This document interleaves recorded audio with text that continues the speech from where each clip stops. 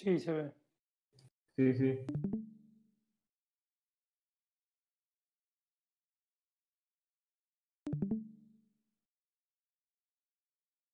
Bien. Esta vez sí, la clase va a ser más corta y no les estaría mintiendo. Siempre digo lo mismo de que la clase se me hace larga y que la clase va a ser corta y se me termina haciendo larga. Es algo común en esta cuarentena. No sé qué me está pasando, las 3 materias no me está dando bien el tiempo. Pero bueno, para hoy no me quedaban muchos temas y por eso el título este de temas adicionales, porque no sabía ni qué título meterle a estas cosas. Fueron un par de cuestiones que me quedaron colgadas, que vi que suele hablar algunas cosas Abeleo, y también otra cosa que puse yo para redondear y recordar lo que habíamos visto otra vez al principio. Pero la clase de hoy sí debería ser corta y debería ser la última clase que doy yo. La semana que viene sigue Tomás del Carril, que Tomás va a dar todo lo que es el tema de torsión, que me parece que son 4 clases que van a tener con Tomás.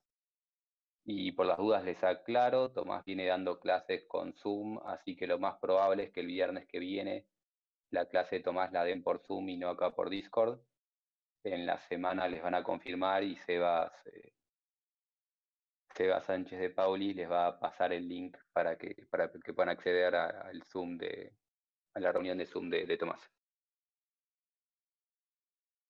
Bien, entonces ahora sí, para empezar la clase, si hay alguna pregunta, no sé si alguien me estaba hablando o simplemente me estaba diciendo, bueno. A ver, perfecto. Bien. Entonces si no hay preguntas, arrancamos con el tema final, con la clase final de estas cosas. Y arrancamos haciendo una especie de repaso, entre comillas, de lo que eran los problemas de la mecánica del continuo. Todo lo que estuvimos viendo hasta ahora es lo que se llama mecánica del continuo. Y en particular estuvimos viendo dentro de lo que es mecánica del continuo, lo que se suele conocer como teoría matemática de elasticidad, porque nos restringimos a medios elásticos que siguen la ley generalizada de Hooke. Pero la teoría general está enmarcada de mecánica del continuo porque es mecánica de justamente medios continuos. No tenemos en cuenta discontinuidades, fisuras, fracturas y ese tipo de cuestiones que quedan fuera de lo que estamos viendo en esta materia. En lo que es la mecánica del continuo, cuando arrancamos con todo, por cómo lo dimos nosotros, no necesariamente por lo que es la mecánica del continuo, arrancamos desde los desplazamientos. Entonces, si hablamos de desplazamientos, cada punto tiene 3 desplazamientos, por lo cual nos daría en principio estas 3 incógnitas: desplazamiento horizontal, desplazamiento vertical y desplazamiento en Z, depende a cuál queremos llamar vertical, a veces es este, a veces es este, pero bueno, en desplazamiento en X, en Y y en Z, depende de nuestras coordenadas a qué llamamos horizontal y vertical, lo cual nos daría 3 incógnitas que tendría nuestro problema, cada punto de nuestro problema. Del desplazamiento pasamos a las deformaciones, y si hablamos únicamente del campo de las deformaciones, el campo de deformaciones tiene 6 incógnitas, porque el tensor de deformaciones en principio tiene 9 componentes, pero como el tensor de deformaciones es simétrico por cómo se define ese tensor, de esas 9 componentes, únicamente 6 son Claro, eso no es independientes joda, eso hay que tenerlo en cuenta. Elemento por la finito es ahora que lo simetría, y pienso lo entonces cumple si tratamos porque está hecho el para eso, problema pero es verdad, no lo había únicamente en pensado, las porque como deformaciones, nunca es hablas de un giros, problema de 6 incógnitas. pero es verdad, elemento finito lo cumple por lo Después justo, de pero ver la cumple, parte pero nunca había cinemática, pensado, es verdad, pasamos no, a y la nunca dijeron, es estática y verdad, tenés hablamos razón, de no las dijeron. tensiones. O sea, Y nuevamente en que veo que no tensiones está mal lo tenemos que un dijeron, pero tensor no de justificaron tensiones, una verga, y sí, o sea, lo y tiraron a pegar. ese tensor tiene 9 componentes, pero como también demostramos que el tensor de tensiones de Cauchy tiene que ser simétrico, entonces de las 9 componentes nos quedan solo 6 variables independientes, y entonces tenemos 6 incógnitas del lado de las tensiones. Y esto que estamos hablando acá es en general para el caso,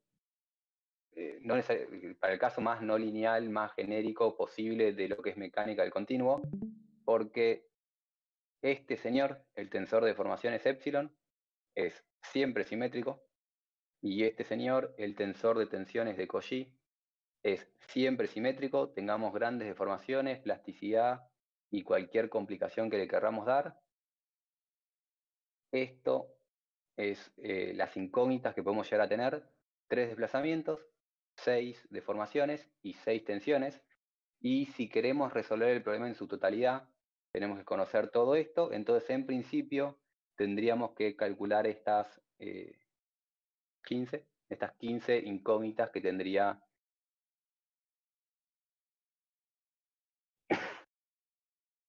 Entonces, para poder resolver este sistema de ecuaciones, ¿qué ecuaciones, o sea, para poder calcular estas incógnitas, qué ecuaciones tenemos? ¿Qué sabíamos de nuestro problema?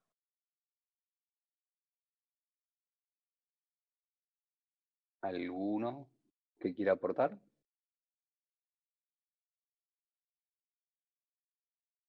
¿No eran las ecuaciones de compatibilidad?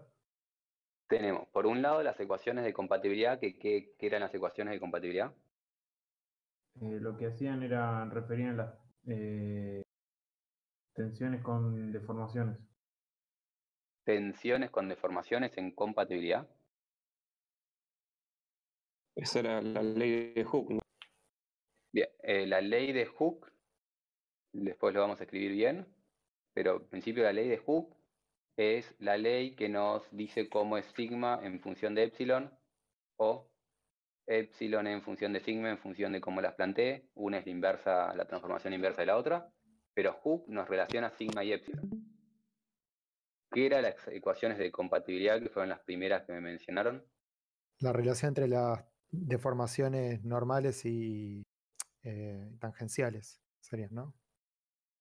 ¿Lo dije bien? Sí. Sí, las relaciones, las ecuaciones, lo escribo acá, después lo que va a aparecer es otra cosa, pero me parece que vale la pena discutir un poco más sobre esto. Y no lo tengo escrito, así que hablemos ahora. Las ecuaciones de compatibilidad, lo que nos da es algún tipo de relación entre los épsilons, ya sea normales, transversales y entre sí, para que mi movimiento sea, para que mis deformaciones sean compatibles con los desplazamientos. Es decir, las ecuaciones de compatibilidad me dicen qué relación tiene que cumplir los distintos épsilons, es decir, estas 6 componentes, para que mi desplazamiento resultante sea un desplazamiento compatible. Y esto me refiero a que, voy un segundo al blanco, y yo tengo U, V, W, que son mis desplazamientos, y después tengo mis deformaciones, o sea, acá tengo 3 incógnitas, y mis deformaciones, que son 6, las 3 normales y las 3 transversales, y entonces tengo 6 incógnitas.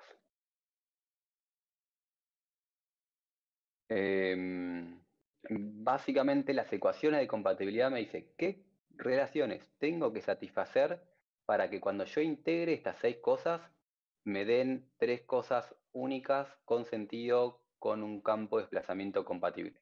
Porque en principio, si yo planteo 6 relaciones cualesquiera de este lado, si yo de este lado planteo 6 relaciones cualesquiera, cuando las integro puedo terminar teniendo un campo de desplazamiento, es decir, 3 incógnitas de desplazamiento que no tienen sentido alguno. Entonces, para asegurarme que esas deformaciones sean compatibles con un único campo de desplazamiento y que ese campo de desplazamiento sea un campo con sentido, es decir, que un punto siga siendo un punto, y no me aparezcan fisuras o no me aparezcan superposiciones, para que esas deformaciones me den un desplazamiento compatible, tengo que satisfacer mis ecuaciones de compatibilidad. Y las ecuaciones de compatibilidad las voy a tener que chequear siempre que yo plantee mi problema del lado de las deformaciones, digamos. Y si, por ejemplo, como hicimos con AIRI, en AIRI planteamos de las tensiones vamos a las deformaciones, y ahí tuvimos que meter compatibilidad porque estamos viniendo desde las deformaciones y tenemos que chequear que los desplazamientos tengan sentido. Entonces, si venimos de ese lado, tenemos que asegurarnos de que estamos cumpliendo compatibilidad.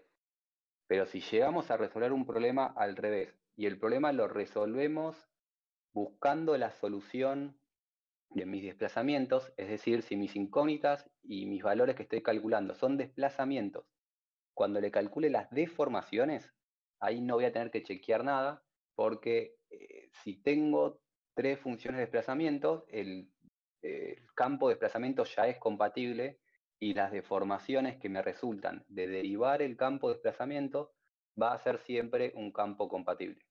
Entonces, las ecuaciones de compatibilidad las tengo que chequear cuando voy en ese sentido, y no cuando voy en el sentido inverso. Porque el sentido inverso, si tengo 3 incógnitas, seguro tengo 6 incógnitas compatibles. ¿Se entiende esto? Sí, sí, sí. Bien.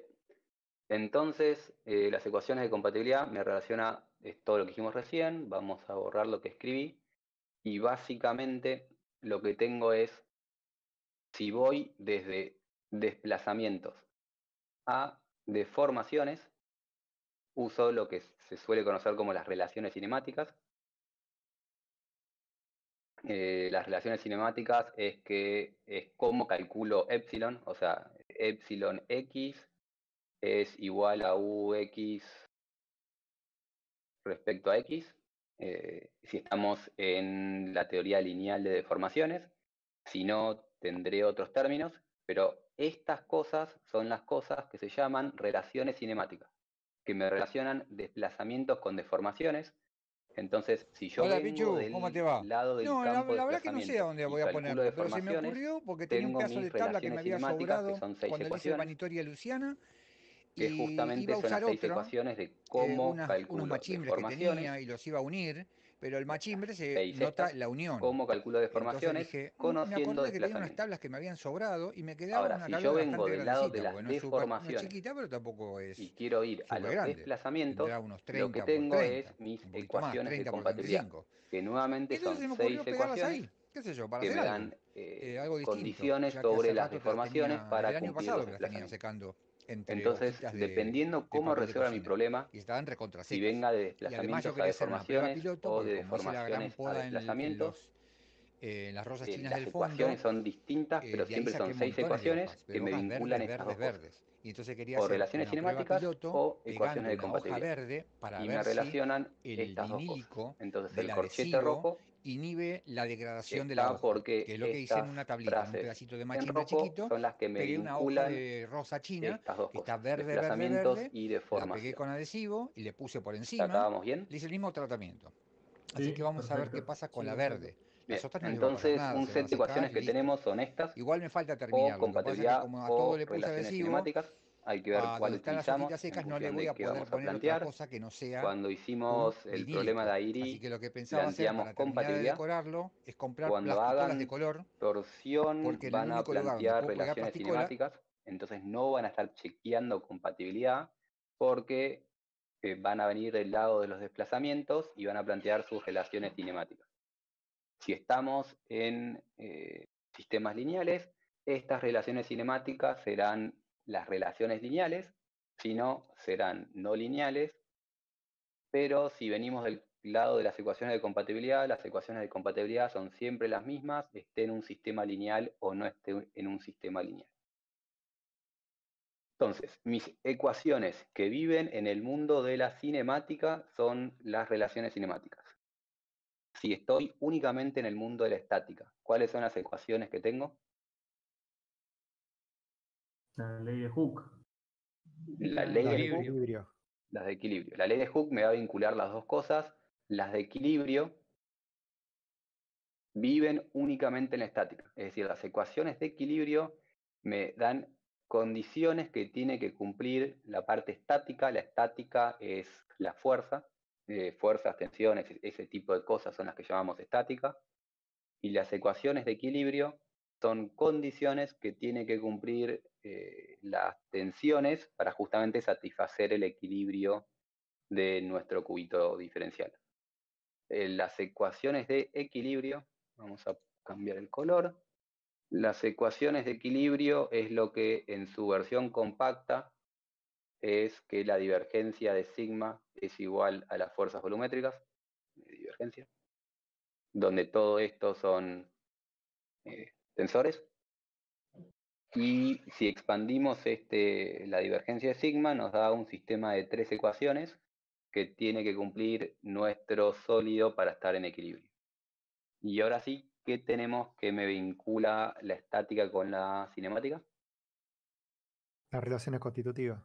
Las relaciones constitutivas, que acá es donde entra Hooke. Se llama Hooke si es un sólido lineal. O sea, la ley de Hooke es una relación constitutiva lineal. Si no es lineal, se llama genéricamente relación constitutiva. Puede ser un comportamiento plástico, un comportamiento viscoso, sea lo que sea. Las relaciones constitutivas me vinculan, como tenemos acá arriba, tensiones con deformaciones. Es decir, me vinculan estas 6 cosas con estas 6 cosas y lo vinculan a través de una cierta cantidad de ecuaciones, que ahora sí esto lo tendría que haber aclarado. Son 6 ecuaciones para Hooke, si no eso se puede complicar. Tenemos 6 ecuaciones que me vinculan tensión con deformación. Cuando estamos en realidad no es para Hooke, sino es para materiales isótropos, que termina siendo básicamente lo mismo, pero no. Cuando estamos en materiales isótropos, tenemos 6 ecuaciones que me vinculan las tensiones con las deformaciones. Y entonces, ahora sí, juntando todas estas ecuaciones, podemos de alguna manera resolver las incógnitas que tenemos arriba. Entonces, siempre tenemos estas 15 incógnitas que tenemos acá y estas 15 ecuaciones en principio para resolver nuestro problema. Y se puede demostrar que los problemas de la mecánica de continuo, los problemas lineales de la mecánica de continuo, es fácilmente demostrar que no solo tiene solución, sino que tiene solución única. Los problemas no lineales, depende de qué tanto nos querramos complicar, esa demostración existe o no, pero en la gran mayoría de los casos, inclusive en cosas no lineales, se puede demostrar que existe solución y que existe solución única, y las herramientas que tenemos son estas. Queremos resolver y calcular lo de arriba, y entonces utilizamos lo de abajo. Y si se fijan, cuando hicimos estados planos, hicimos esto, y cuando dentro de 1 o 2 semanas se pongan a resolver los casos de torsión, van a hacer las mismas cosas. Ustedes quieren calcular tensiones y desplazamientos, y lo que van a usar son la ecuación de equilibrio, las ecuaciones de compatibilidad, si vienen del lado de las tensiones, o relaciones cinemáticas, si su planteo es partiendo de los desplazamientos de la estructura. Y entonces esto, lo que venimos viendo del curso, la primera clase fue cinemática, la segunda estática, la tercera relaciones constitutivas, después nos metimos en casos particulares de mecánica del continuo, y ahora estamos cerrando y volviendo a hablar de estas cosas con las cosas que nos quedaron colgadas. Entonces tenemos estas 15 incógnitas y estas 15 ecuaciones.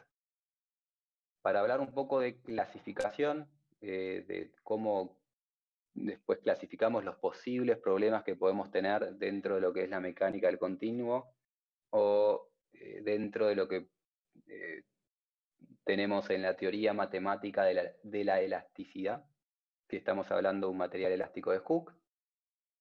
Los tipos de problemas se suelen clasificar en estos 3 tipos. Tenemos los de primera especie, cuando están especificados como nuestras condiciones de borde, las fuerzas en la superficie. Y, por ejemplo, un ejemplo de problemas de primera especie es lo que vimos con la función de Airy de la semana pasada. Si se acuerdan, planteamos el problema en las tensiones, y para calcular las constantes de esa función que planteábamos, nuestras condiciones de borde que satisfacíamos las planteábamos en función de fuerza, ya sea la integral de las tensiones es igual a la fuerza, que es una ecuación de equivalencia entre fuerzas y tensiones, o que la tensión en el borde era nula. Cuando planteamos eso como condición de borde, se conocen como problemas de primera especie. Siempre que nuestra condición sea sobre las tensiones, se conocen como problemas de primera especie. En contraposición, los problemas de segunda especie, cuando están especificados en función de los desplazamientos de puntos de la superficie, esta es una aclaración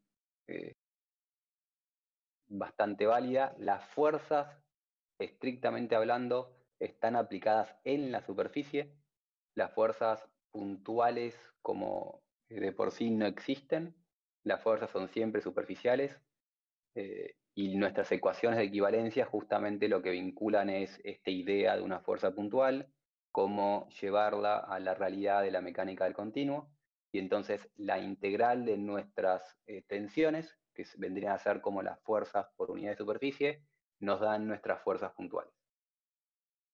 En cambio, los desplazamientos están aplicados en puntos de la superficie. Los puntos no se mueven y eso es la condición que imponemos en los desplazamientos. Si queremos decir que el extremo de la viga no rota, en realidad no, en la mecánica de continuo no decimos que el punto no rota, sino que si yo tengo una viga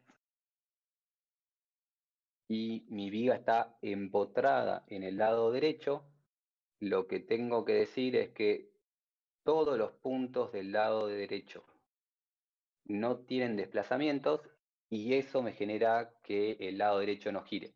Pero las condiciones de borde están especificadas en función de los desplazamientos de los puntos que están en la superficie, en este caso en el borde derecho de mi continuo, que es una viga.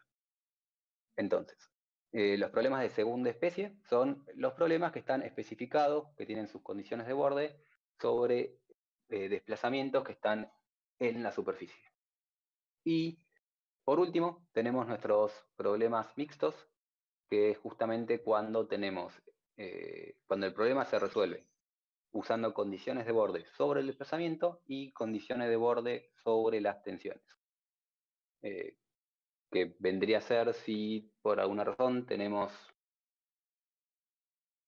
algún tipo de carga distribuida y para resolver nuestro problema le tenemos que decir al problema, por un lado tenemos que satisfacer que la tensión está asociada a esta carga distribuida y por otro lado que la función desplazamiento tenga que cumplir estas restricciones que nos ponen los apoyos.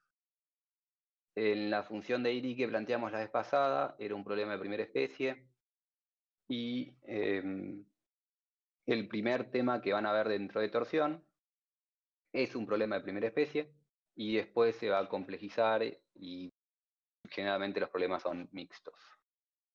¿Hasta acá vamos bien? Sí, sí, sí. Sí. Sí, 10 puntos. Bien, entonces clasificación de tipos de problemas en función de cómo estamos planteando nuestro problema y qué estamos poniendo como condición de borde, que tiene que cumplir nuestra solución para adecuarse a la realidad. Y para hablar un poco más de esto, algo que a mí me confunde y aclararlo antes que confunda a otra persona, este tipo de clasificación es en función de cómo se plantea el problema. Por separado tenemos una clasificación sobre las condiciones de borde y las condiciones de borde pueden ser en la cinemática, es decir, si este punto no se desplaza, eso es una condición de borde cinemática y se suele conocer como condición de borde de Dirichlet. Y para confundir aún más, las condiciones de borde de Dirichlet se suelen llamar condiciones de borde de primer tipo, y quiero confundir más porque cuando vamos a la clasificación de los tipos de problema en los libros clásicos de nuestra teoría matemática de elasticidad, primera especie es fuerzas, pero después en los libros más modernos de condiciones de borde, primer tipo es cinemática. lo cual confunde y por eso a mí me suele molestar ponerle nombres a las cosas y yo suelo hablar directamente de condición de borde de Dirichlet o de Neumann y no uso palabras como primero, segundo y tercero. Lo mismo que me va a pasar después cuando hable de problemas de linealidad. A la gente le gusta ordenar según números, pero no es consistente después el mundo con estas cosas y genera bastantes complicaciones. Pero bueno, esto es simplemente una acotación que les hago yo, porque me mareo y no quiero que se mareen ustedes, o por lo menos si se marean sepan de dónde viene el problema. Las condiciones de borde se clasifican en cinemática. Dirichlet, una condición de borde de Dirichlet es nuevamente este punto no se mueve, y una condición de borde de Neumann puede ser este punto tiene tal fuerza por unidad de superficie. Y esas condiciones de Neumann se las suelen llamar de segundo tipo. Y para redondear el tema ¿por qué condiciones de borde? Porque nuevamente, mejor irme completamente blanco, si yo tengo este continuo, y este continuo le pongo en todo este borde de acá, esta condición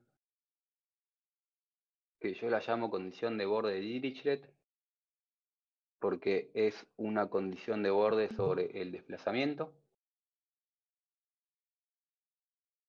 Y tengo esta carga distribuida Q.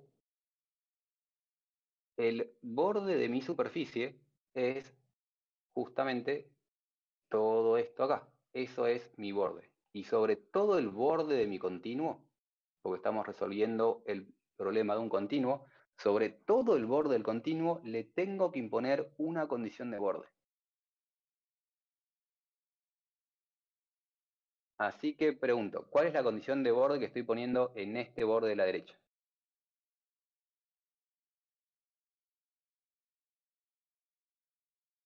De Newman. ¿Por qué? Sobre este borde de la derecha. ¿Esos puntos no se mueven? Ese punto no se mueve. Eso quiere decir una condición de borde en la parte cinemática, y eso era lo que yo llamaba Dirichlet. Ah, la noté reventas. Entonces, cinemática es Dirichlet, y este punto no se mueve, es una condición de borde de Dirichlet. Este borde de acá arriba, ¿qué le estoy imponiendo?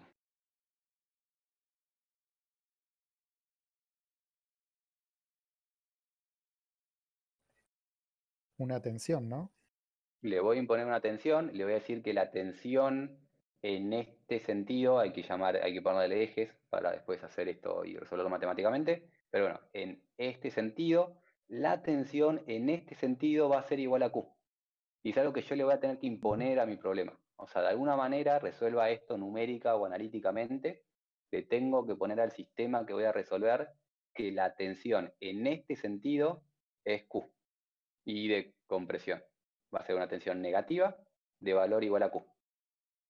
Y eso es lo que yo llamo una condición de borde de Neumann, porque le estoy poniendo en el lado de la estática las tensiones, que esto vale Q. Y este borde, ¿qué condición de borde le estoy imponiendo a este borde de acá? También estática de Neumann. También decir, estática de tensión Neumann. Exactamente. La gente se olvida de esto porque simplemente dice, le tengo que poner la condición estática donde tengo fuerzas, pero si no tengo una fuerza, le tengo que decir al problema de alguna manera, esta tensión, esta cara es libre, y entonces las tensiones en esta cara me tienen que dar 0. Y lo mismo con la cara de abajo. Le tengo que decir al problema, esta cara es un borde libre y por lo tanto las tensiones en esta cara tienen que ser 0. Entonces, para redondear y repetir, lado derecho, condición de borde de Dirichlet, vos no te movés, tu desplazamiento es 0. Cara arriba, condición de borde de Neumann, vos tenés tensión vertical Q. Cara de la derecha, borde libre, tensión 0. Cara de abajo, borde libre, tensión 0. Y a todo el borde le tengo que imponer una condición de borde. Y tengo que darle ese dato de entrada a mi problema, y después resolver y calcular las constantes, calcular las funciones o lo que fuese. ¿Preguntas de esto?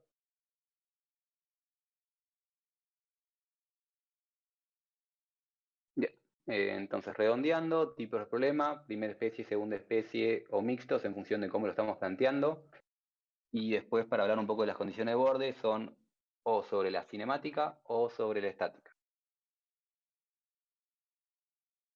Y esto para redondear la parte de teoría matemática de elasticidad, y para que después cuando les hablen de que este problema es un problema de primera especie lo puedan entender y están hablando de estas cosas. Y si van a la gente que hace modelación numérica, cuando te metes en modelación numérica no te preocupás por qué tipo de problema tenés. En modelación numérica tenés puntos y tenés condiciones de borde de Dirichlet o de Neumann. Bien, pasamos entonces a la segunda bolilla de hoy, que es el principio de Saint-Venant. Y el principio de Saint-Venant es un principio bastante viejo, como ven ahí arriba, 1855. Saint-Venant dijo algo que lamentablemente no lo pude encontrar. Intenté buscar, perdí unas 2 horas a ver si encontraba qué era lo que originalmente había enunciado Saint-Venant acerca de estas cosas. No encontré el enunciado original de Saint-Venant. Lo más viejo que encontré fue de Lab, que es creo que la definición tal vez más conocida del principio de Saint-Venant, que es lo que está escrito ahí. La diferencia entre los efectos de dos sistemas de cargas equivalentes se hace arbitrariamente pequeña a distancias suficientemente grandes del punto de aplicación de la carga. Y esto es generalmente lo que conocemos como el principio de Saint-Venant, y es que si yo a este sólido le aplico una carga puntual, agarrándome de acá y tirando para arriba, a suficiente distancia del punto de aplicación de esa carga, es exactamente lo mismo a que si hubiese aplicado una carga distribuida. Y si yo en vez de aplicar una carga puntual a toda esta cara de acá arriba le aplicaba una carga distribuida, lo que tenía era un estado de tensión constante en la barra. Ahora, como no apliqué una carga distribuida, a cierta distancia, es decir, de esta distancia para abajo, puedo decir que tengo lo mismo que hubiese tenido si hubiese aplicado una carga distribuida. Entonces, de C para abajo, acá tengo un estado de tensión constante. De C para arriba voy a tener una distribución distinta en función de cómo aplique mi carga en el extremo. Si tengo una carga puntual, cuando estoy bien cerca del borde, voy a tener tensiones claramente más grandes en el punto que estoy aplicando mi carga puntual. Y a medida que progresivamente me vaya alejando, esa diferencia va a ser menor hasta que hay una distancia en la cual llego a mi carga uniformemente distribuida. En principio, lo que se suele decir es que esta distancia, que voy a llamar delta, ese delta es aproximadamente igual a la mayor dimensión que tiene mi perfil. Es decir, agarro el ancho más grande que tiene mi sólido y aproximadamente proporcional a esa distancia es a la distancia que puedo decir que es lo mismo si tengo una carga puntual o una carga por unidad de superficie. Y dentro de ese ancho, de ese volumen, dentro de este volumen, las tensiones dependen de cómo aplico la carga, y fuera de ese volumen, las tensiones no dependen de cómo se aplica la carga. Lo que la gente se suele olvidar es que no importa solo el punto donde aplico la carga, sino que las condiciones de borde me generan también distorsiones. Cada vez que tengo una discontinuidad, tengo que pensar en Saint-Venant, y cada vez que me acerco a esa discontinuidad, Saint-Venant no es que no vale, sino que justamente Saint-Venant dice que nos tenemos que alejar de esa discontinuidad para tener nuestras tensiones uniformes. Entonces, entre C y digamos D, entre C y D tengo tensiones uniformes. De C para arriba de C para arriba no tengo tensiones uniformes porque estoy cerca de la carga puntual. De D para abajo no tengo tensiones uniformes porque estoy cerca de ese empotramiento. Y ese empotramiento me genera estas distorsiones que hace que la distribución de tensiones vuelva a no ser uniforme. ¿Se entiende esto? Sí, sí. Bien, y esto lo tengo que recordar cada vez que tenga cualquier tipo de discontinuidad. Es decir, tengo algo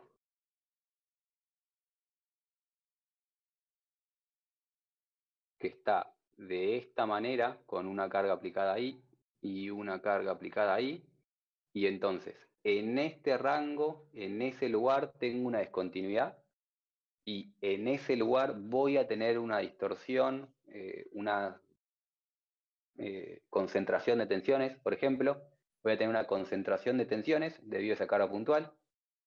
En este quiebre voy a tener una concentración de tensiones.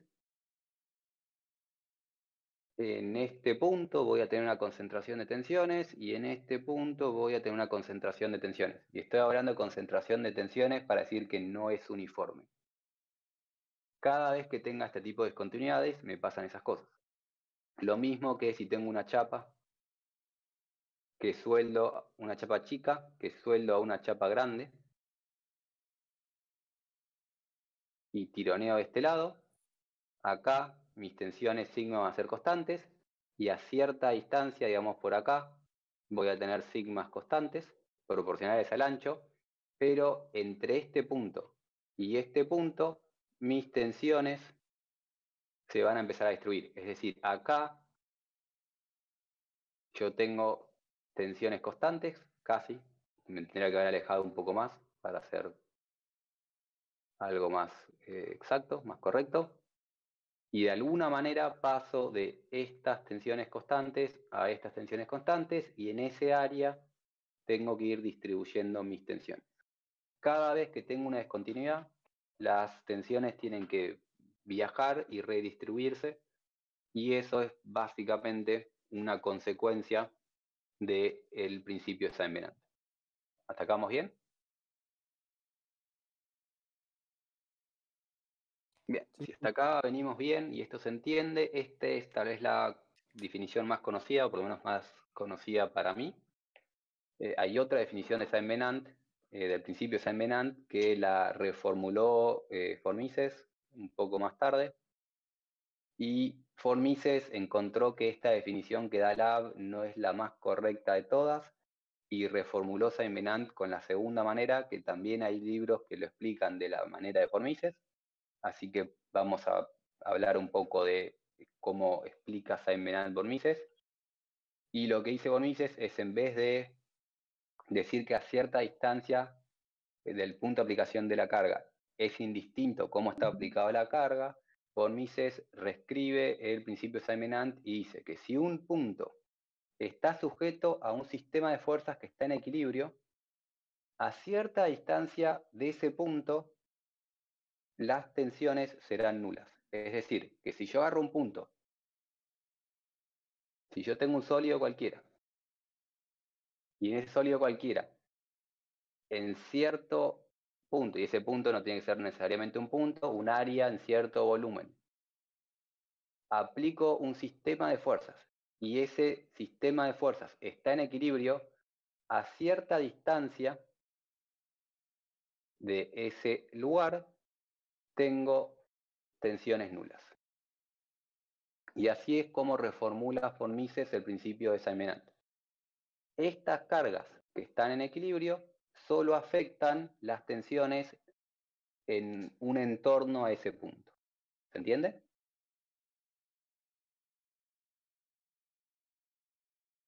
Sí, se entiende. ¿Lo puedo volver a repetir, por favor? Bien. Entonces, lo que dice von Mises es, yo tengo un punto, ese punto tiene cierto volumen, tengo un sector de mi sólido, y ese sector de mis sólidos aplico un sistema de cargas que esté en equilibrio. Ese sistema de cargas aplicado en ese sector en equilibrio me va a afectar, producir tensiones y deformaciones en un entorno alrededor del punto, pero luego de cierta distancia, mis tensiones son iguales a 0 y mis deformaciones son iguales a 0. Es decir, que ese sistema en equilibrio solo perturba el estado de ese punto y un entorno alrededor de él. ¿Se entendió ahí? Sí, gracias. Bien, y esto es el principio de Saint-Venant descrito por Mises para hablar un poco más de cómo llegamos a decir que estas dos cosas son exactamente lo mismo, porque lo son. Lo que dice von Mises es, por ejemplo, si tengo este caso, donde tengo este sector con cargas en equilibrio, a cierta distancia de ese sector, tengo tensiones nulas. Es decir, estas fuerzas Q y P me van a generar tensiones y deformaciones en este área, pero a cierta distancia, el resto de mi estructura tiene tensiones nulas. Esto quiere decir, entonces, que si dijimos que a cierta distancia tengo tensiones nulas, si vale el principio de superposición de efectos, y nuevamente el principio de superposición de efectos no es un principio, es una consecuencia de nuestras linealizaciones. Si nuestro problema es lineal, entonces vale aplicar superposición de efectos.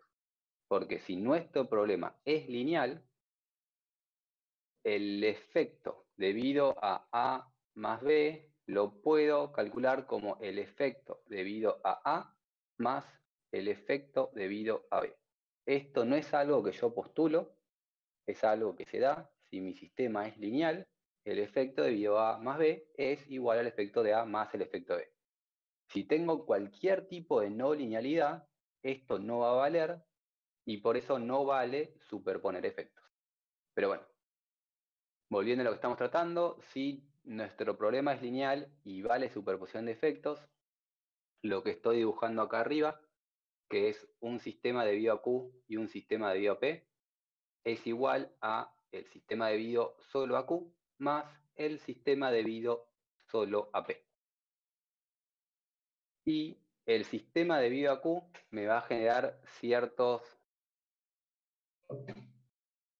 tensiones debido a Q, y el sistema debido a P me va a generar ciertas tensiones debido a P. Y si vale el principio de superposición de efectos, es decir, si mi problema es lineal, entonces 0 a cierta distancia, donde mis tensiones son 0, esas tensiones las puedo calcular como las tensiones debido a Q más las tensiones debido a P.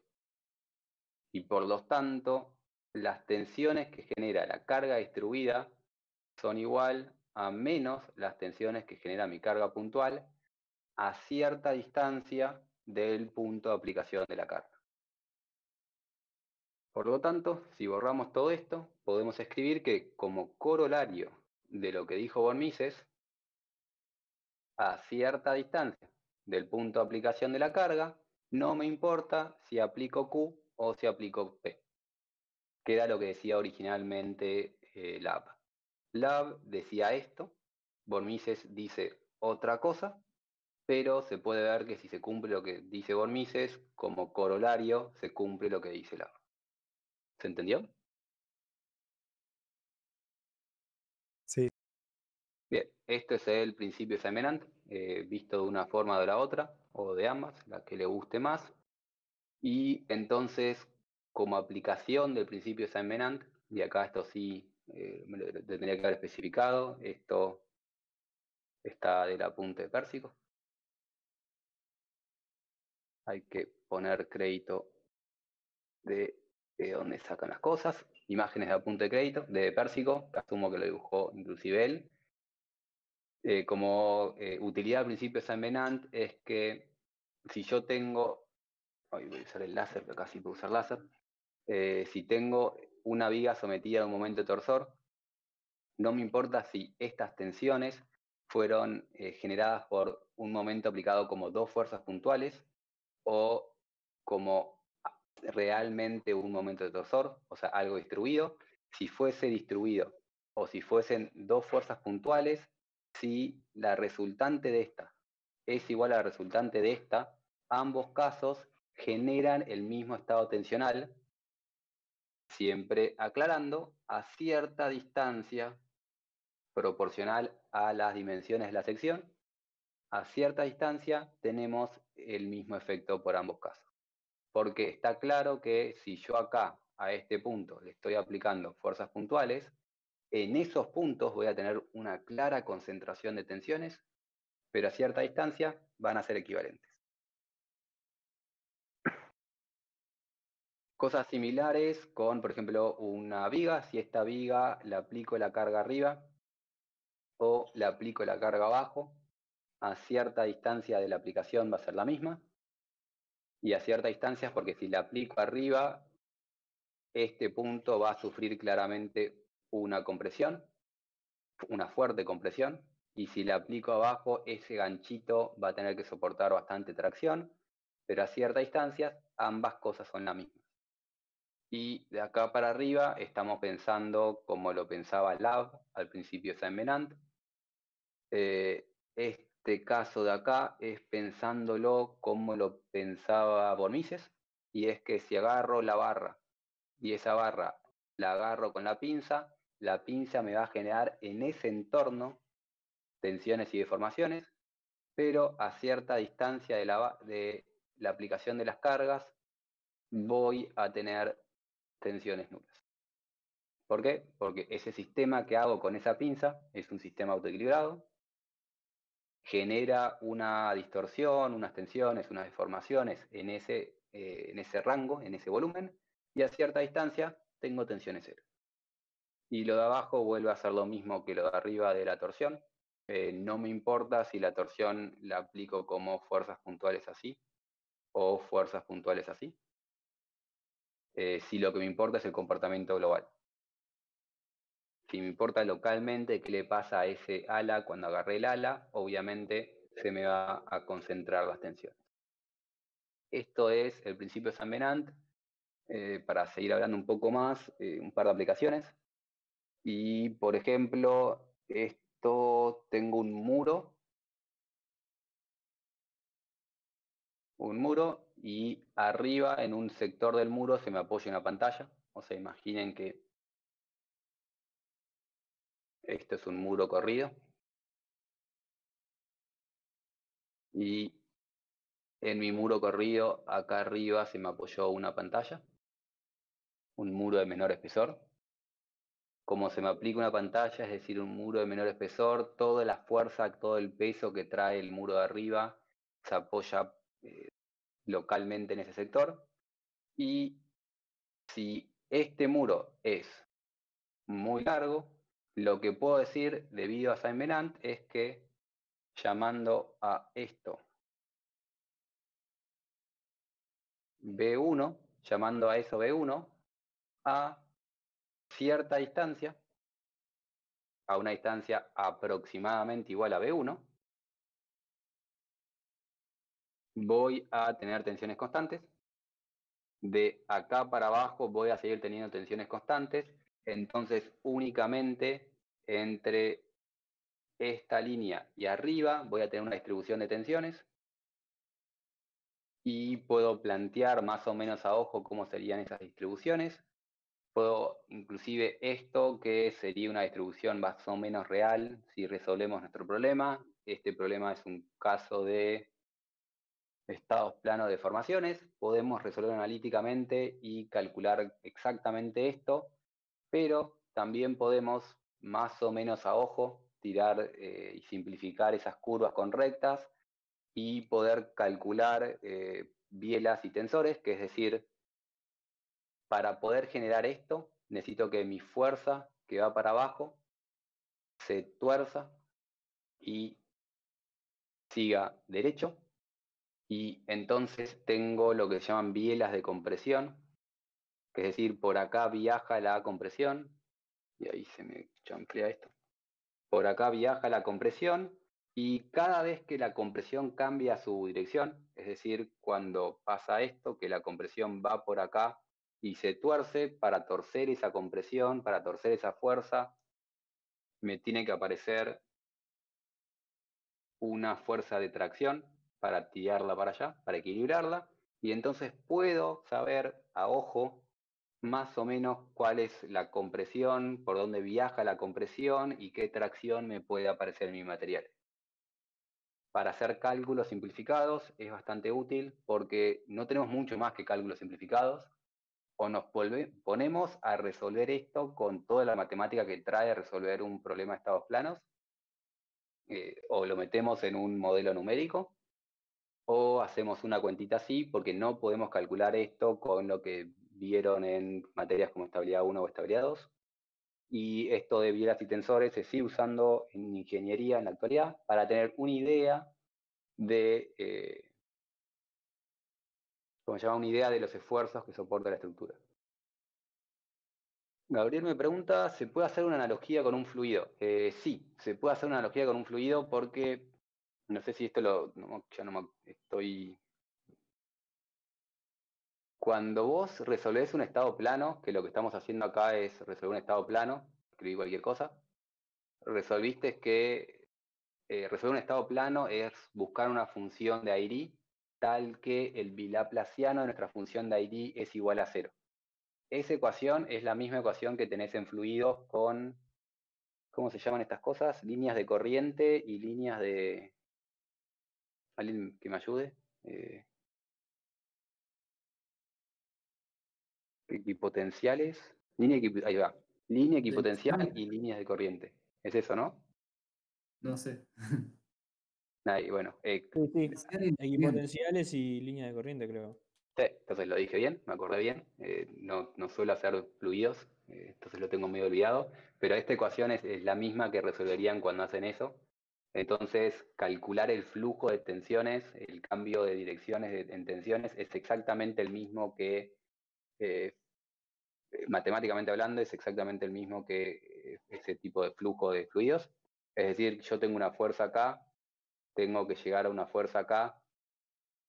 Estas líneas que dije que esto se distribuye de esta manera, si resuelven la matemática, es lo mismo que pasaría que hice mal las flechas. Eso fue sin querer, no quise borrarlo.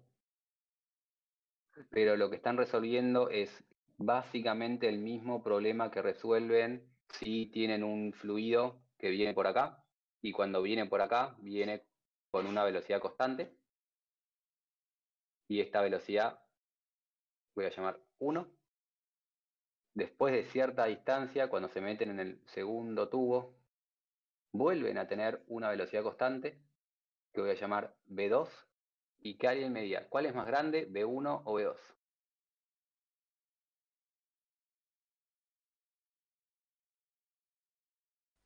V1. V1 es mayor que V2 porque tiene una menor área. Lo mismo pasa con tensiones, si lo pensaban.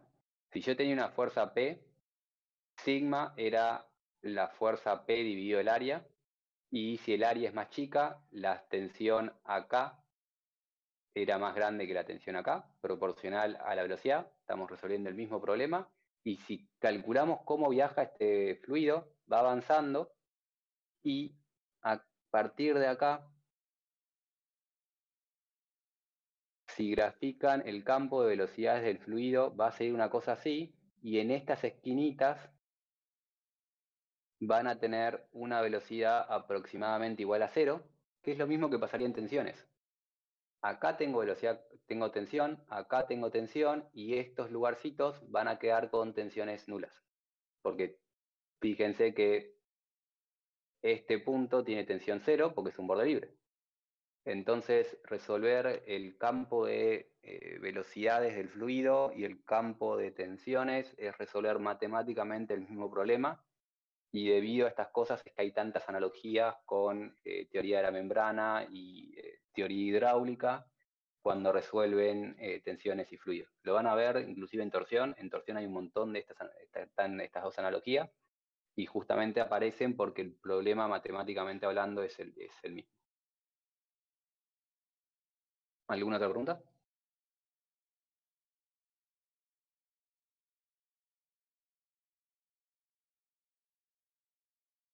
Bien. Esto sería el caso de un muro corrido, si estamos pensando en una viga pared. Una viga pared, nuevamente recuerdo, es una pared. Es decir, tiene espesor 0. Cuando digo el muro de antes, iba infinito fuera de la pantalla. Esta viga pared es lo contrario. Tiene un espesor que tiende a 0, es decir, lo que veíamos antes en la diapositiva de recién, ese muro era un estado plano de deformaciones. Lo que estamos viendo acá, esta viga pared esta viga pared, que tiene un espesor pequeño, se puede asimilar a un estado plano de tensiones. Y esta viga pared está apoyado en columnitas. Entonces estamos hablando de un estado plano de tensiones.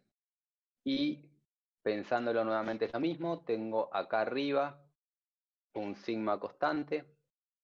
A partir de cierta distancia, desde abajo, lo estoy pensando mal, acá tengo perturbaciones. Acá abajo tengo una perturbación, a cierta distancia esa perturbación, proporcional al ancho de esta pared, de esta viga, a la longitud de la viga, puedo decir que vuelvo a tener tensiones constantes. Entonces de acá para arriba es el lado B, que tiene tensiones constantes. De acá para abajo tengo mi perturbación. Y de acá para abajo es que voy a tener que, si quiero resolver mi problema de estado plano, voy a tener mis líneas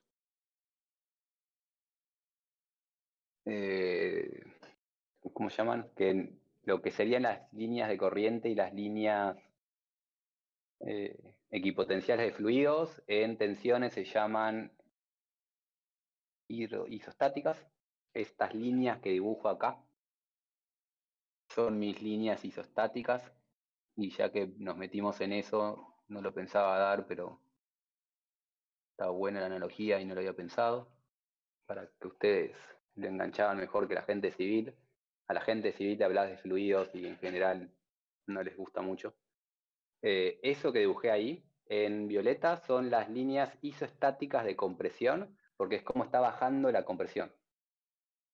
Las líneas isostáticas de tracción son perpendiculares a esas líneas y me dicen cómo viajan las tracciones. Y mientras más se aprietan las líneas, más tengo. Entonces, ahí donde estoy dibujando muchas líneas rojas, se me concentra la atracción. Y acá abajo también, que tengo las líneas violetas más cercas entre sí, se me concentra la compresión. Entonces, si calculo las líneas isostáticas, puedo saber perfectamente dónde tengo más tracción, dónde tengo más compresión. Y por las dudas aclaro, esto lo estoy diciendo muy libre, lo que estoy dibujando en rojo no es necesariamente la línea de tracción, es la máxima tensión normal. Recuerden que cuando estamos hablando de tensiones, tengo tau y sigma.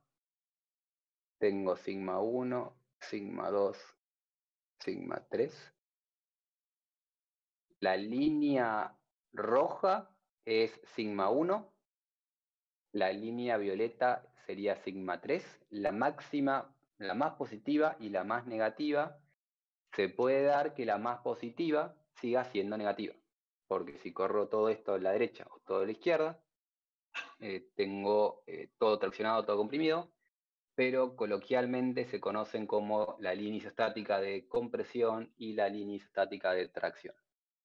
Porque la gente cuando habla no habla bien y no hace estas diferencias. ¿Se entendió? Estoy hablando sin tener un speech preparado y a veces me enrío solo. Sí, se entendió.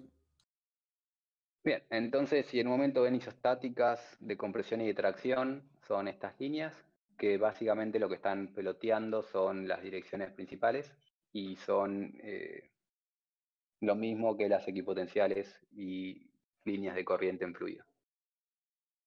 Pero bueno, si tengo una viga pared, puedo hacer estas líneas isostáticas o puedo a ojo tirar un par de bielas y tensores. Cuando hacen estas cosas así rectas a ojo, se conoce como bielas y tensores, y podemos ver que acá tengo compresión, acá tengo compresión, acá tengo compresión, acá tengo tracción, y se puede demostrar que el punto del quiebre, porque en realidad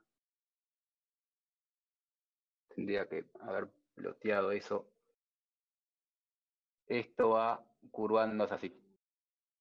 Donde tengo esa curvatura está más o menos a 0,6 de abajo, y donde se me concentra esta curvatura está más o menos a 0,1 del ancho contando desde abajo, y puedo saber más o menos dónde se concentra la tracción y dónde se concentra la compresión para poder dimensionar piezas. Esto de Semblant entonces nos permite poder hacer un modelo de bielas y tensores aproximado a ojo para tener una idea de dónde pueden pasar. Inclusive se sigue usando en algunas cosas para dimensionar directamente, porque si el problema es bien conocido, ese 0,6 lo podés calcular perfectamente y ya no es un a ojo, sino que puedes establecer exactamente dónde está la concentración esa. Pero no, esto en principio es un problema de estados planos y lo podemos calcular como un problema de estados planos, y existen unas tablas de Kalmanov que nos dicen para distintas dimensiones de viga pared justamente cómo es esta distribución de tensiones, y vemos cómo este lado es positivo y abajo se me concentran las tracciones, arriba se me concentran las compresiones, y perdón, no lo aclaré, esto estoy peloteando sigma X, donde X es esa dirección. Estoy peloteando las tensiones horizontales, y podemos ver que en horizontal, en la parte de arriba, sigma X es igual a 0, porque a cierta distancia de abajo las tensiones son perfectamente constantes y dirección vertical. Entonces, de acá para arriba, sigma X es perfectamente igual a 0. Y de ahí para abajo tengo estas distorsiones. Dijimos que esto era más o menos así. Esta compresión coincide con esto, y esta tracción debería coincidir con esto. La debería haber dibujado más abajo para que coincida. Esto que ven acá es una solución para ciertas relaciones entre ancho y altura. Si yo disminuyo la altura, es decir, si tengo mismo ancho pero menor altura, paso a tener esta distribución, y vemos que si la altura es más chiquita, no llego a el momento donde tengo tensiones horizontales iguales a 0, porque este sería el caso donde H es menor a A, y este sería un caso donde H es mayor a A. Es decir, la distribución esa de cuánto esfuerzo horizontal tengo depende de la relación entre la altura y el ancho. ¿Se entendió?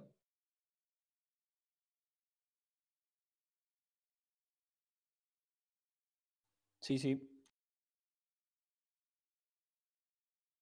Bien. Y esto era todo lo que tenía para hablarles de principio de Semblant.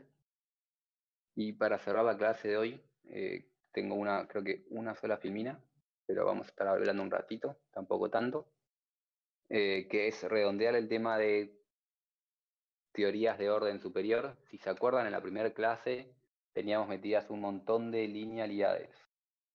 ¿Se acuerdan cuáles eran esas linealidades?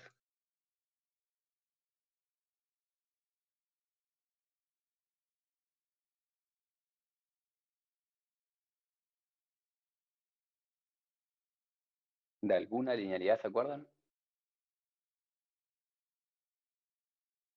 Eran 4, ¿no? Eran 4, sí.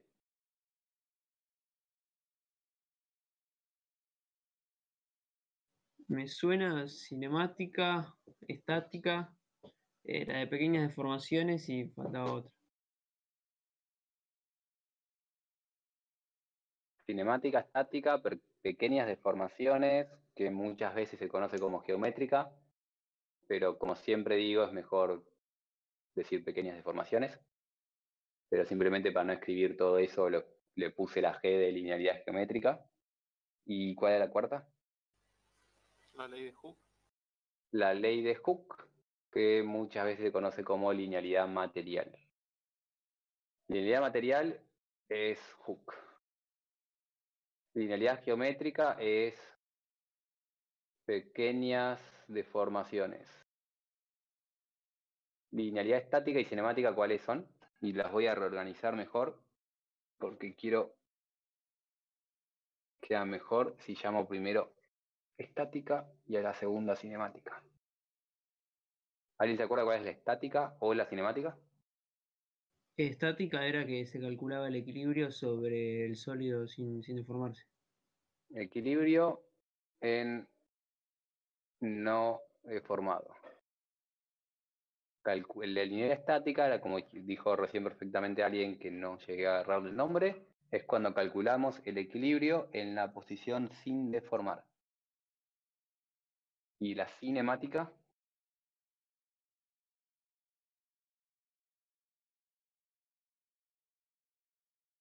Que los desplazamientos eran pequeños, además de las deformaciones.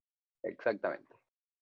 Pequeños desplazamientos, y siempre, no lo estoy escribiendo, pero anoten o sepan que siempre que hablamos de pequeños desplazamientos es en función de las dimensiones de la estructura.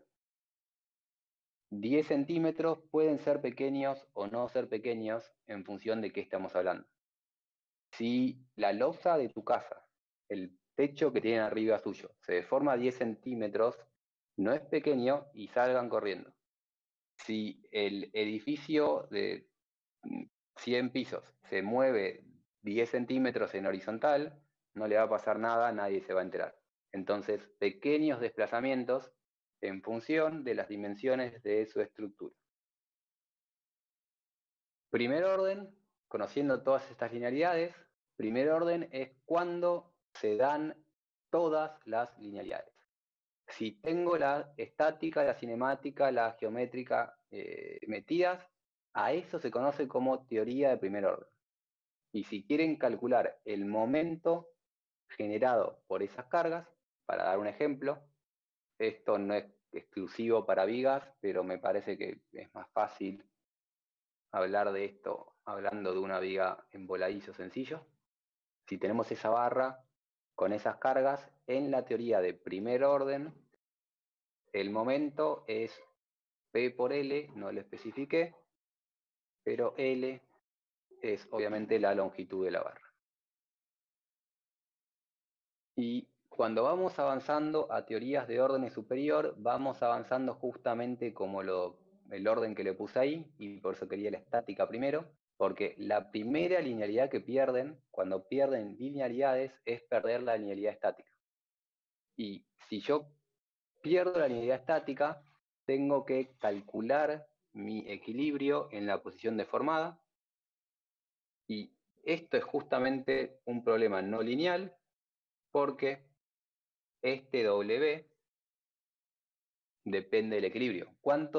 O sea, yo para calcular la deformación de mi estructura necesito saber las solicitaciones de mi estructura. Y si la solicitación depende de la deformación, voy a tener que ir iterando.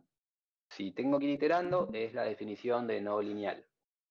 Entonces, la manera de proceder es, pongo la carga P, calculo W, y teniendo W, ahora tengo que afectar mis solicitaciones, mi estado, a este nuevo estado, es decir, borro, no quiero borrar todo. Una vez que tengo la estructura deformada, que es la estructura en azul, acá le aplico H, acá le aplico P, y vuelvo a calcular solicitaciones. Con esa nueva solicitación calculo un nuevo W, con ese nuevo W calculo una nueva solicitación, hasta que converjo y eventualmente, si quiero calcular, por ejemplo, el momento del empotramiento, es P por L, pero tengo que restar H por W. Restar H por... estoy restando por el caso particular. En principio le tengo que agregar los efectos que aparecieron por estar calculando el equilibrio en la posición sin deformar. ¿A qué le suena esto que ya lo vieron en esta materia?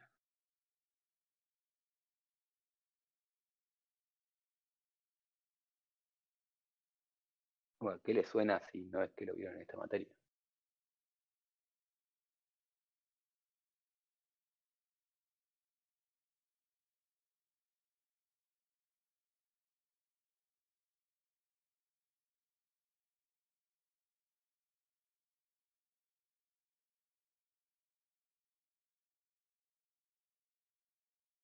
¿No le suena en ningún momento de cuándo pierden la unidad estática?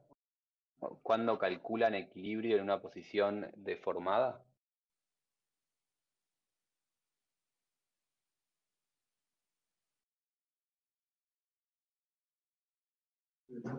Yo no entiendo la pregunta, digamos.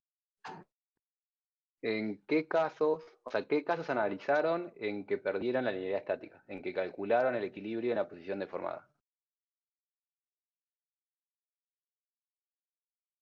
Pandeo. Ahí va Alexander, nos contesta Pandeo, y sí, exactamente. Cuando ustedes calculan Pandeo, están calculando el equilibrio en la posición deformada. Y el efecto del Pandeo muchas veces justamente se conoce como efectos de segundo orden. Y, por ejemplo, el Pandeo de Euler es decir, yo tengo esta estructura con esa carga P, y lo que calculan es si mi estructura se deforma, calculan esa flecha, y esa flecha ahora es función de P, porque mientras aumento P, aumento la flecha, y si aumento la flecha, si aumenta la flecha, aumenta la flecha, por eso es no lineal, y a medida, y el caso de Pandeo es, el caso de segundo orden genérico es qué momento me aparece en esta viga debido a esa deformación, eso sería segundo orden, qué momento me aparece en esa viga debido a la deformación, y como esto es no lineal, lo que me pasa es que si quiero dibujar la flecha en función, voy a ponerlo al revés mejor, porque es lo que suelen ver ustedes, la carga en función de la flecha, cuando yo aumento la carga, aumenta la flecha. Pero a medida que voy aumentando la carga, no aumenta linealmente, si fuese lineal, esto seguiría así, no aumenta linealmente, sino que cada vez, si duplico la carga, la flecha es más que el doble, y eventualmente, si lo calculan de forma simplificada, cuando lo calculan de forma simplificada, en realidad lo que hacen es, voy con otro color, y cuando lo calculan de forma simplificada dicen que esa barra no se deforma hasta que llegan a un P crítico, y a partir de P crítico tienen una flecha infinita. Y eso es lo que ustedes llaman Pandeo. Una deformación infinita generada por ese esfuerzo axial. Si lo calculan con más exactitud y menos linealidades, lo que tienen es más una relación de este tipo, donde la flecha va aumentando progresivamente a medida que avanzan aumentando la carga, y de hecho, si lo calculan con más exactitud aún, la curva esta empieza a tener una forma de ese estilo, y esa forma de la curva depende según la teoría con la que están analizando esta misma simple barra de Euler. Lo que se suele ver es el caso verde, y ustedes suelen calcular la carga crítica que es la carga máxima para que no pandee mi pieza. La realidad es que esa flecha infinita que dicen que existe, no existe en la realidad, y existe la vida después de la carga crítica, y se conoce como análisis postcrítico, y existen un montón de estructuras, y es importantísimo con análisis de chapas y placas, por ejemplo. Existe resistencia postcrítica, y la resistencia postcrítica, como muestra esta curva, la estructura puede resistir más que lo que resistía después de pandear. La chapa pandea, se acomoda en una nueva posición de equilibrio y sigue resistiendo carga. Entonces, el caso de pandeo que ven en las materias simplificadas, digamos, es teoría de segundo orden, y lo que están haciendo es calculando el equilibrio en la posición deformada. ¿Se entendió todo esto? Sí, sí. Sí, sí. Bien. Entonces, perder la linealidad cinemática es, por ejemplo, el caso de pandeo. El caso de pandeo, lo que están viendo igual creo que es únicamente pandeo global, y acá sí digo únicamente creo, porque como creo que dije 45 veces, yo no suelo dar esta materia. Existen otros tipos de pandeo, existe el pandeo local, el pandeo de chapas es distinto y todo se complica. Lo importante, para mí importante a ver de esto, es que ¿alguien sabe por qué calculan pandeo a compresión y no calculan pandeo a tracción? O sea, justificar la física detrás de eso.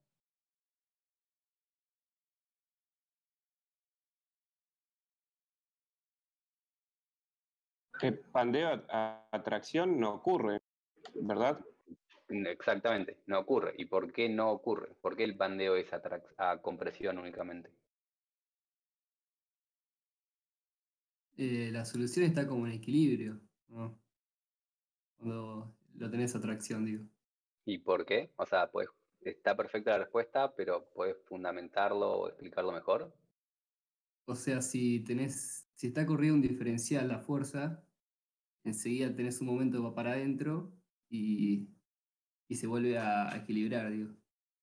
Exacto. Lo que pasa es que si justamente le borré la barra original y para poder dibujar esto que tenemos acá, si tenemos esa barra y esta barra está curvada, si yo la comprimo, la compresión aumenta la deformación, es decir, y eso aumenta el momento, y eso aumenta la deformación, y eso aumenta el momento, y la no linealidad va creciendo y se va potenciando entre sí porque está comprimida.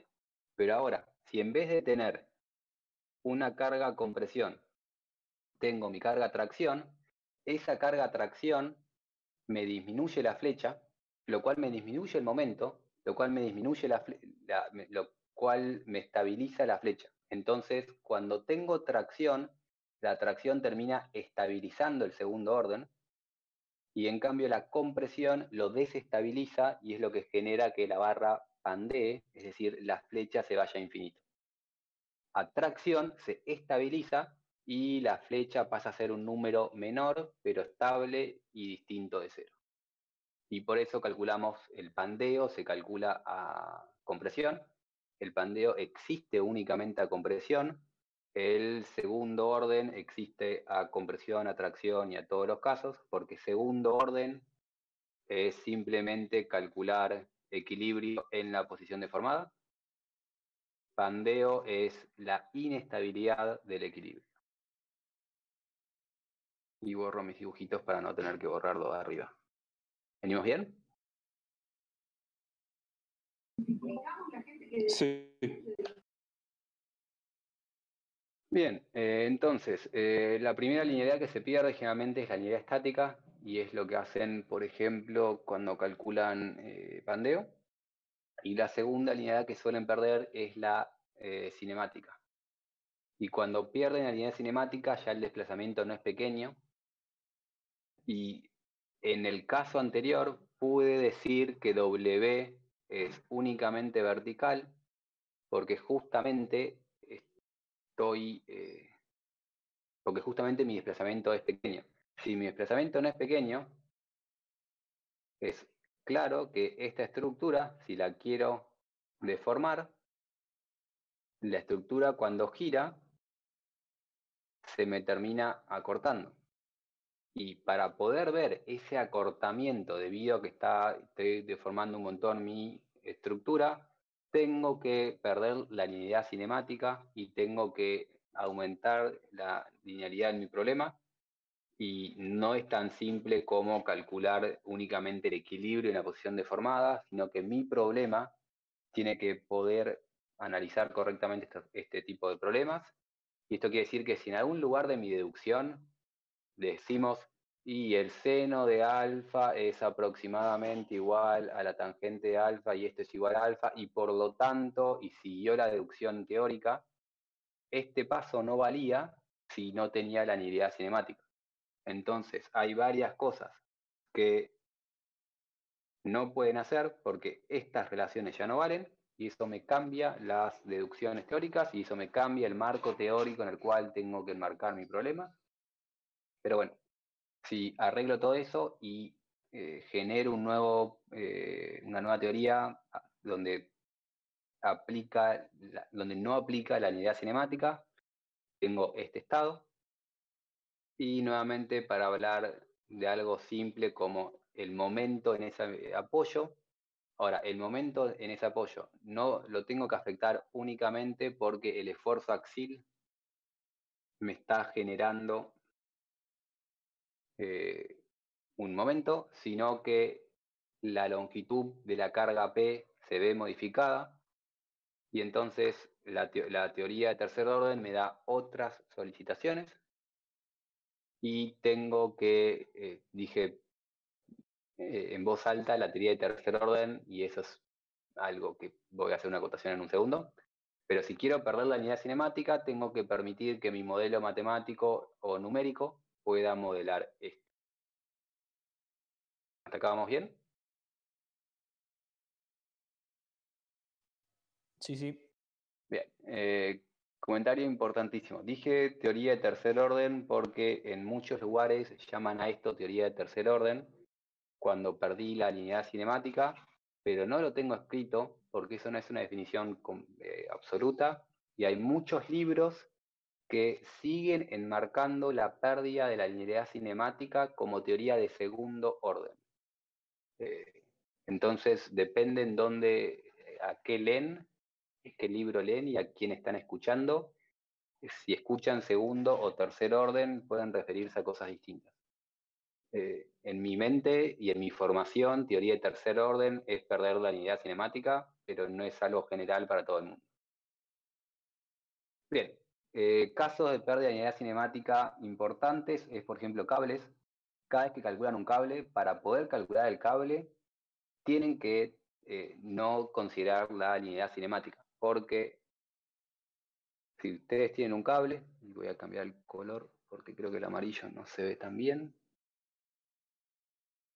Si ustedes tienen un cable, ese cable es un elemento extremadamente flexible, y si yo a ese cable le aplico una carga ahí, ese cable se va a deformar bastante, se va a desplazar, utilicé la palabra incorrecta, no se va a deformar bastante, se va a desplazar bastante, y va a llegar a una nueva posición de equilibrio donde la posición dista bastante de la posición original, y por lo tanto las reacciones, el equilibrio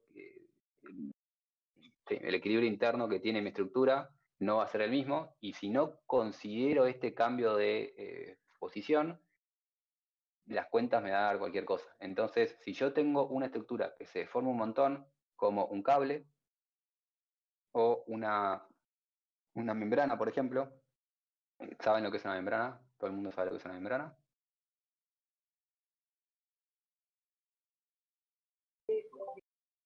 No. Una membrana es, por ejemplo, una hoja, o sea, es como una superficie.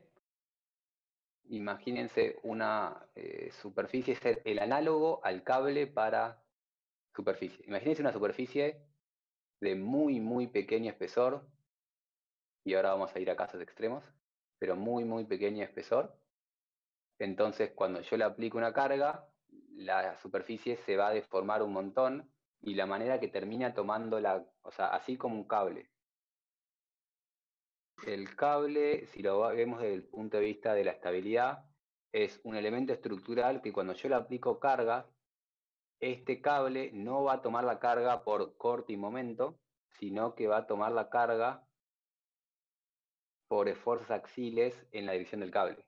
Porque es tan flexible que le aplicas un pequeño momento y se deforma, y entonces va a acomodar su geometría para poder tomar axialmente la carga, porque es muy, muy flexible. Eso es un cable. Es lo mismo con una membrana. La membrana ahora es una superficie que es muy, muy flexible, y entonces le aplico esa fuercita, y le aplico esta fuercita y va a acomodar su geometría para acomodarse y tomar las cargas axilmente.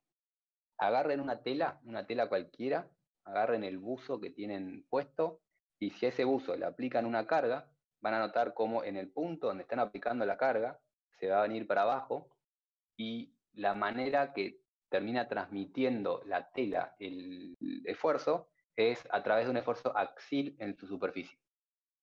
Las membranas se usan estructuralmente, no son solo telas. Hay estructuras que están agarradas de membranas, de plástico generalmente, para hacerlos más resistentes, pero superficies tensadas generalmente para mantener también la geometría. Como el cable y la membrana es tan flexible, para que no parezca que se está cayendo, se suelen pretensar.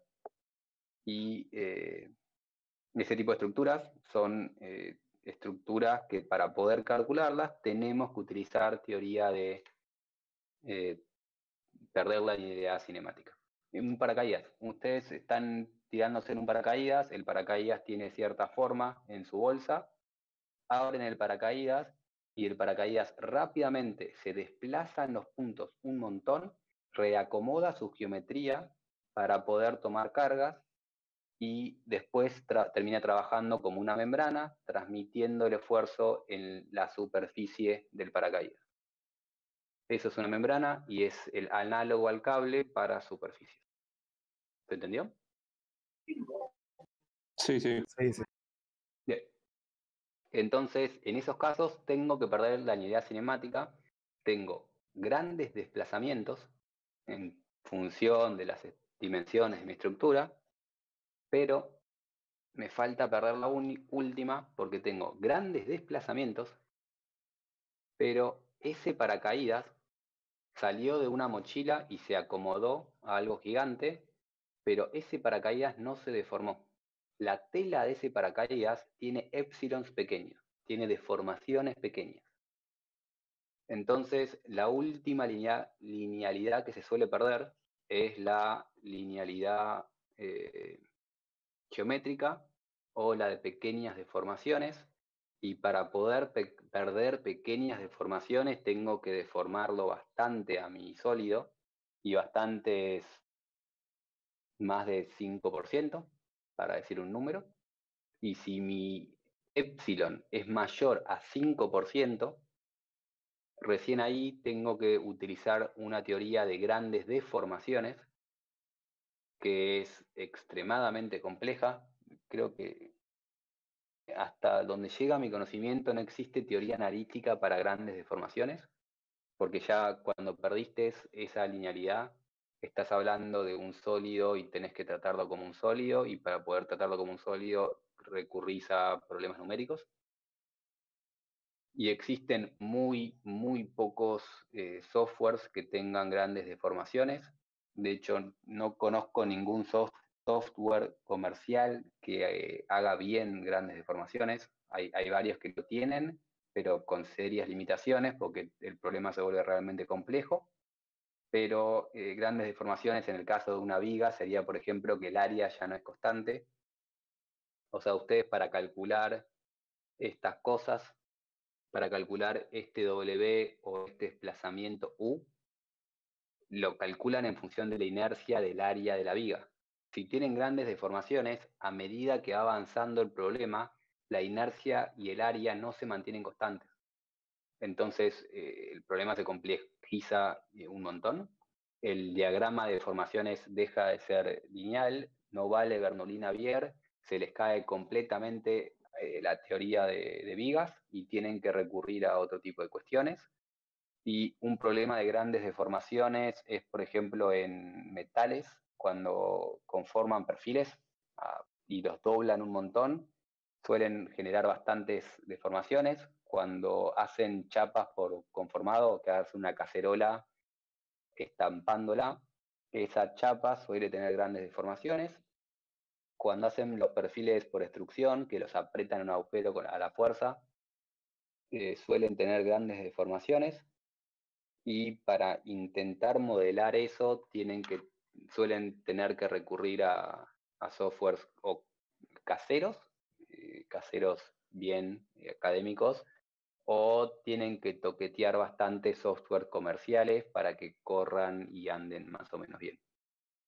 Entonces, ese es el caso extremo, que ya perdieron todas las linealidades anteriores y es complicado hacerlo converger, porque más de 5% en realidad no es difícil, 10% estamos todos bien, 20% es un montón, 20% de formación, pero hay muchos programas que ya lo resuelven sin problemas. Ahora, cuando se meten en deformaciones del 100% o del 200%, ya numéricamente es extremadamente inestable, y esos son los casos que tienen que ir a cosas un poco más sofisticadas. ¿Preguntas?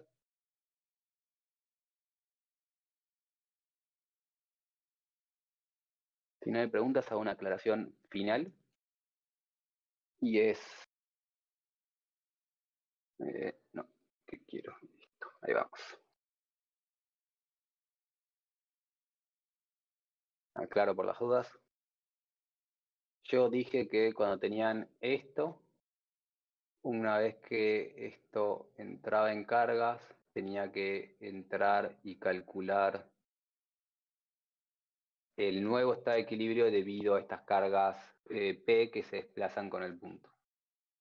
Hago una aclaración formal por las dudas. Es importante para esta clase porque estamos hablando de forma media genérica, pero si yo tengo esta P y esta H, cuando esto deforma, hay que ver cómo se mueven P y H. P y H que dibujé horizontal y vertical, no sé qué cargas son, tendría que saber cómo son mis cargas, y si P y H son un motor, esa cosa cuando gira, las cargas giran con la estructura. Entonces hay que ver si mi problema es este o mi problema es este. Y cuando me meto con perder la linealidad cinemática, tengo que tener cuidado, inclusive ya con la linealidad estática, tengo que tener cuidado a ver si mi caso es el de arriba o el de abajo y reacomodar las cargas a la estructura deformada de forma correcta, y no es simplemente mover el nodo y mantener las cargas de antes, porque la carga puede variar con la estructura. Y ahora sí, hecho esta aclaración, que en función de cómo son mis cargas, si son guiadas o no, las acomodo. Lo que es teorías de orden superior, si empiezo a perder las linealidades, es esto. Para ir redondeando, nótese que no hablé de Hooke, porque Hooke pasa por otro lado. Perder la linealidad mecánica es lo que ya hablamos cuando les hice esa clase apresurada y fuera del programa de plasticidad. Si estamos hablando de teoría matemática de elasticidad, no pasa. Cuando el material deja de ser elástico, perdimos la linealidad mecánica, y como ya todo el mundo está acostumbrado a que las cosas plastifiquen, nadie se asusta con perder la linealidad mecánica. Las cosas plastifican, y en función de cómo plastifican puede ser dos rectas y ser bilineal, o cosas curvas no lineales más complejas. Pero bueno, el tema de la no linealidad suele tratarse por separado, y es lo que se trata en plasticidad, superficie de fluencia y toda esa bolilla que intenté resumir cortamente. Y con esto entonces resumimos y terminamos la primera parte de la materia de teoría, ¿cómo se llama? Mecánica de medios continuos. Y ahora sí, me despido, muchas gracias y siguen la semana que viene con Tomás del Carril, con torsión.